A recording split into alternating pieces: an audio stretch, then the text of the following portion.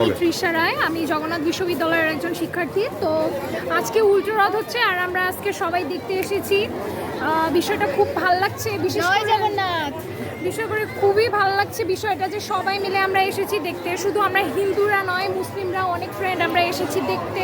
খুব ভালো লাগছে, মানে বাংলাদেশে এটা একটা সম্প্রীতির একটা মেসেজ দিচ্ছে সবাইকে, এটা ভীষণই আমার ভালো লাগছে।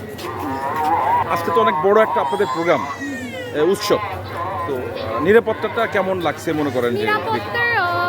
নিরাপত্তার দিকটা আমার বেশ ভালো লাগলো যে বিভিন্ন ইউনিটের, পুলিশ সেক্টরের, র্যাব সেক্টরের বিভিন্ন ইউনিটের লোকজন এসেছে এবং যতটা আর কি পারা যায় সরকারের পক্ষ থেকে ততটা নিরাপত্তা দেওয়ার চেষ্টা বর্তমান করছে। সরকার কি আপনাদের, নতুন এই সরকার আপনাদের নিরাপত্তাটা কি পূর্ণাঙ্গ সহযোগিতা আপনি পাচ্ছেন কিনা? এটা কোনোরূপ সহায়তা পেয়েছি বলে মনে হয়। অ্যান্ড নেক্সটে আরও আশা করবো যাতে আরও নিরাপত্তাটা সঠিকভাবে হয় এবং সবাই যাতে সম্প্রীতির সাথে সেলিব্রেট করতে পারে।